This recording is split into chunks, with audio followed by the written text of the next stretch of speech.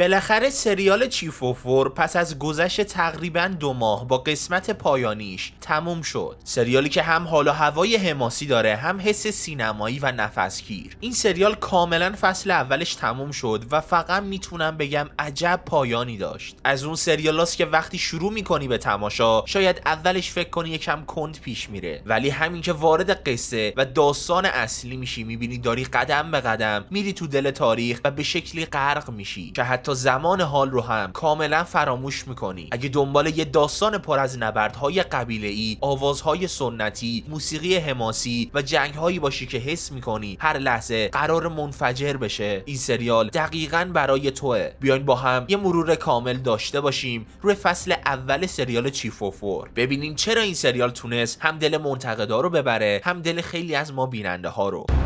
If this island is divided, this kingdom will fall.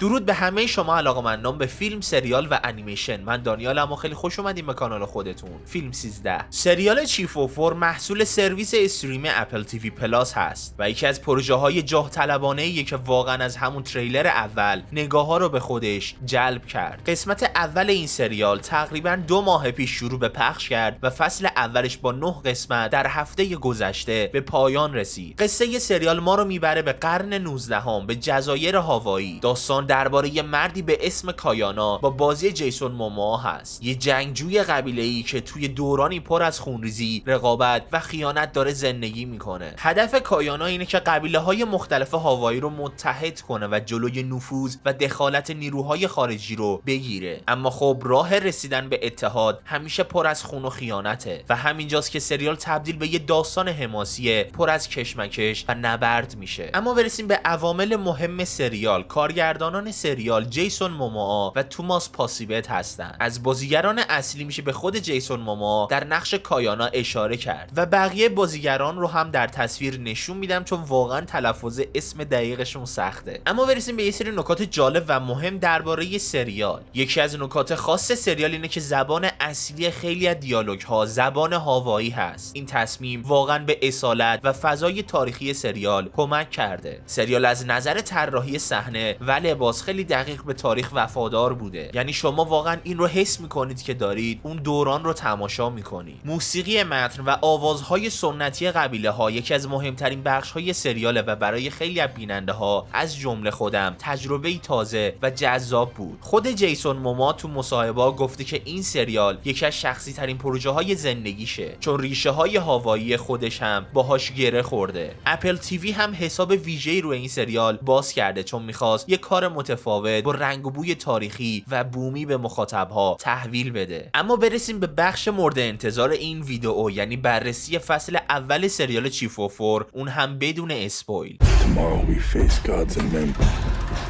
to build the kingdoms.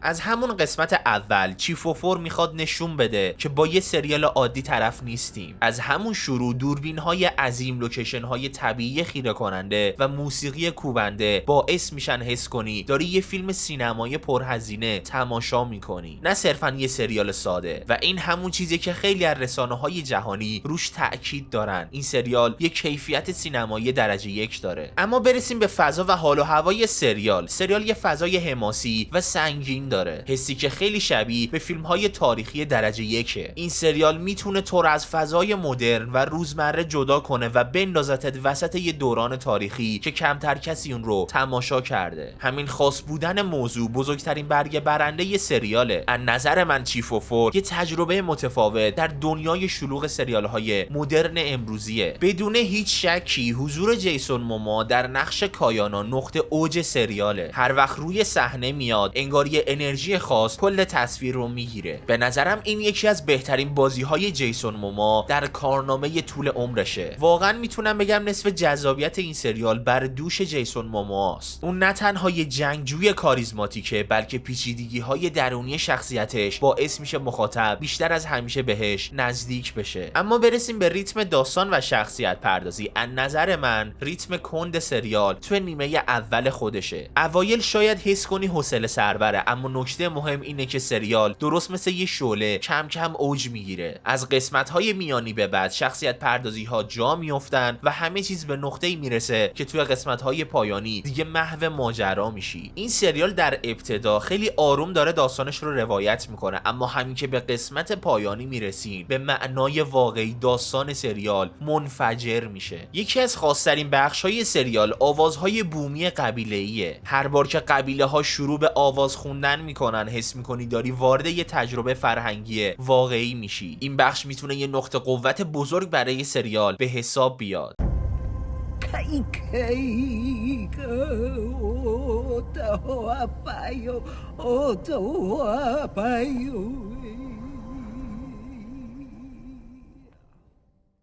این سکانس ها برای من حس فوق‌العاده‌ای داشتن. همین لحظه هاست که چیف و فور رو از بقیه سریال های تاریخی برای من جدا میکنه. اما بخش مهم سریال یعنی اکشن و نبردهاش، از نظر صحنه های جنگ و اکشن هم سریال چیزی کم نداره. در طول سریال مدام حس میکنیم که همه چیز داره میجوشه و هر لحظه ممکنه منفجر بشه. نبردها پر از انرژی، خشونت و عظمتن. قسمت پایانی فصل اول یکی از حماسی ترین اپیزودهای تلویزیونی سال بود. حتی اگه همه 8 قسمت رو فقط به خاطر اپیزود آخر ادامه بدین واقعا ارزشش رو داره. توی قسمت پایانی رسما سریال نفستون رو میگیره و هر لحظه قلبتون تون تون میزنه.